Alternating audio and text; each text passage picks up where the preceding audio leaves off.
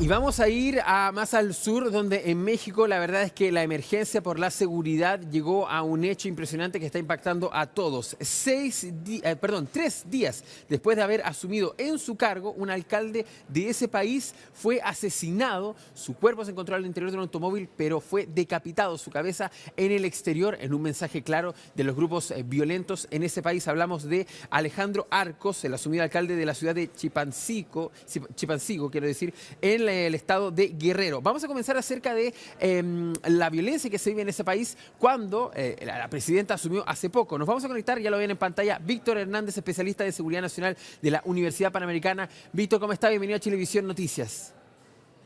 Buenas tardes, gracias por la invitación. No, gracias a usted por estar con nosotros. A ver, Víctor, ¿cómo se toman estas últimas noticias con además una presidenta que asume que ha prometido en sus 100 días bajar la tasa de homicidios, pero el primer impacto es de un alcalde decapitado finalmente en el estado de Guerrero?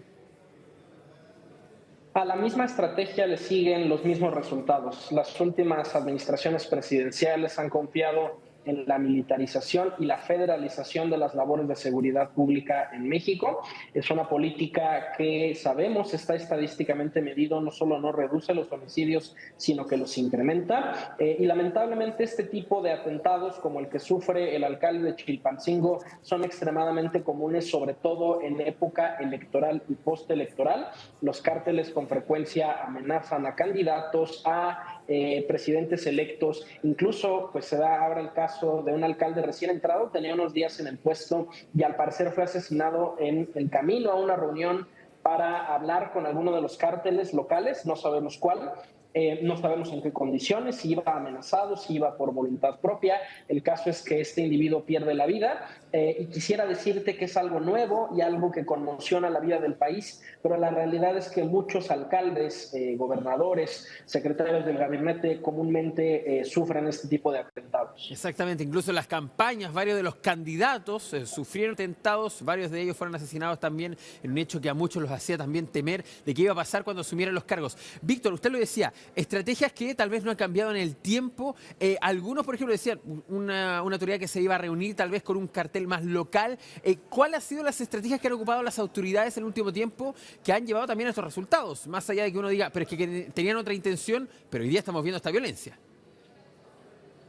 Las autoridades han utilizado diferentes estrategias en el paso del tiempo. En el siglo XX, mientras México vivía bajo la dictadura del Partido Único, del Partido Revolucionario Institucional, había una división del mundo criminal, es decir, el partido decidía qué cárteles operaban en qué zonas, procuraba que no hubiera muchos desastres que alcanzara a ver la opinión pública.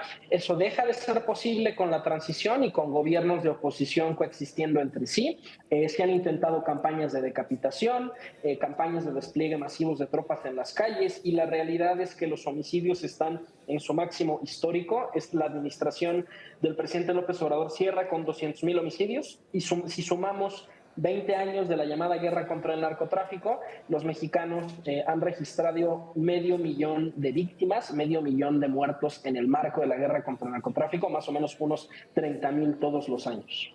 ¿Y qué pasa con finalmente las políticas? ¿Qué es lo que va a aplicar la presidenta Sheinbaum en el último tiempo, en estos 100 días, obviamente? ¿Qué es lo que ella se espera que haga? ¿Si hay un cambio de timón o la realidad de parte de los mexicanos dice, tal vez veamos más de lo mismo? Es decir, estas cifras de 200,000 muertos van a seguir aumentando. Hay cambio de eslogan, pero no hay cambio de timón, y eso ha pasado con los últimos 4 gobiernos en México, que aunque son de partidos diferentes, de colores diferentes, la estrategia consiste en el despliegue de miles de soldados en las calles bajo una lógica de campañas de contrainsurgencia y de decapitación que no funcionan, porque uno puede exterminar a los cárteles, pero uno no puede desaparecer el mercado negro. En la medida en que las drogas sean ilegales, habrá alguna persona dispuesta a comprarse un arma de fuego con mucha facilidad aquí en la frontera con los Estados Unidos, empezar a pelear por el control de un municipio. Y en ese sentido, aunque sí, históricamente el gobierno mexicano ha exterminado a varios cárteles completos, o los ha extraditado o los ha metido a la cárcel, la realidad es que mientras subsista el mercado, mientras subsistan los incentivos, seguirá existiendo esta forma de violencia. ¿Qué se puede esperar? El mismo comportamiento que ya han tenido administraciones anteriores. Uno, el incremento de los homicidios, pero también lo curioso, si uno revisa las cifras de delitos distintos de homicidios, es decir, secuestro, agresiones sexuales, ciberdelitos, no suben ni bajan a lo largo de los últimos 20 años. Es decir, la política de seguridad no le hace absolutamente nada al mundo criminal. Y en ese sentido, eso es un fracaso de política pública, invertir miles de millones de dólares en una realidad que no cambia, que no se transforma, que no es permeable a la política pública que se selecciona. La presidenta justamente también anunció durante las últimas horas no va a regresar la guerra contra el narco. Pero es uno de los problemas mayores que existe en México. Ahora, usted nombraba varios que tampoco han tenido ningún cambio. ¿Cómo se pretende o cómo usted también analiza que no hay una guerra con un problema tan grave cuando además ellos ocupan las armas, cuando ellos ocupan los métodos de guerra para su propio beneficio, con incluso estos asesinatos que ni siquiera son parte de una guerra, incluso en un conflicto armado serían parte de crímenes justamente de guerra que serían juzgados? México vive una guerra. El término técnico sería un conflicto armado no internacional.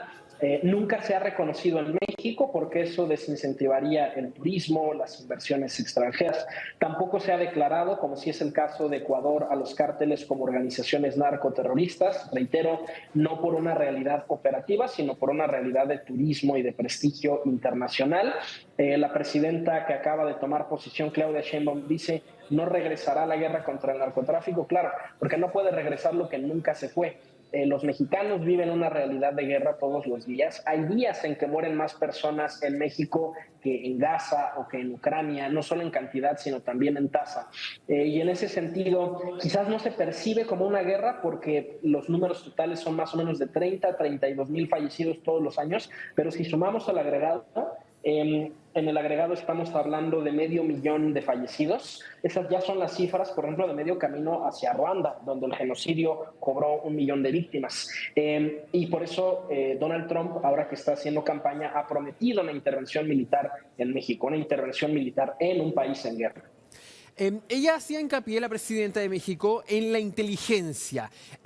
¿Usted le parece que es un buen plan o es un buen puntapié para iniciar? O la verdad es que todos saben cuáles son los grupos, todos saben quiénes los lideran, todos saben cómo están compuestos. La verdad es que inteligencia no es lo que hace falta, sino la mano más firme, ir contra quienes están liderando estos grupos narcos. Todos los candidatos a presidentes municipales, a diputados, a gobernadores, a la presidencia de la República en los últimos 20 años han dicho exactamente lo mismo.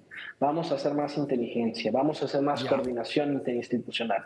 ¿Cuál es el problema? En México la inteligencia es sinónimo de espionaje político. Las herramientas que adquiere el Estado, como el software Pegasus, manufacturado por la empresa israelí NSO Group, se utilizan para espiar a periodistas, activistas de derechos humanos, a opositores gubernamentales. No se utilizan para espiar a los delincuentes.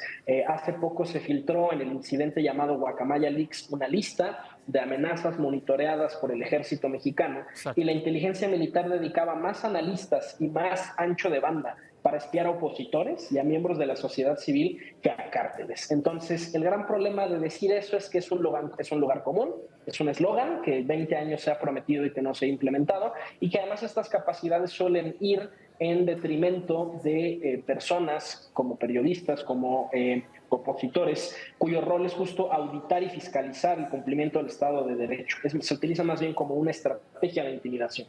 Víctor, una opinión tal vez un poco más personal, pero también dentro de su análisis. ¿Se le tiene fe a esta administración y al Estado mexicano de poder combatir la violencia? ¿O lo que ustedes creen, y también lo que creen todos los mexicanos, es esto va a seguir aumentando, es más miedo, y la verdad quienes estén un poco relacionados con el narco tienen sus vidas en vilo? Es una amenaza constante, por ejemplo.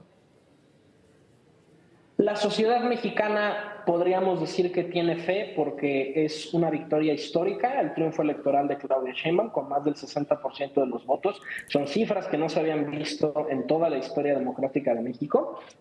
Como académico, como consultor, como exfuncionario gubernamental, no le tengo fe no solo a esta estrategia, sino en general a las que estaban propuestas durante esta elección presidencial, porque son los mismos lugares comunes, es la misma repetición de las estrategias que no nos han funcionado y que están medidas estadísticamente por qué han fracasado.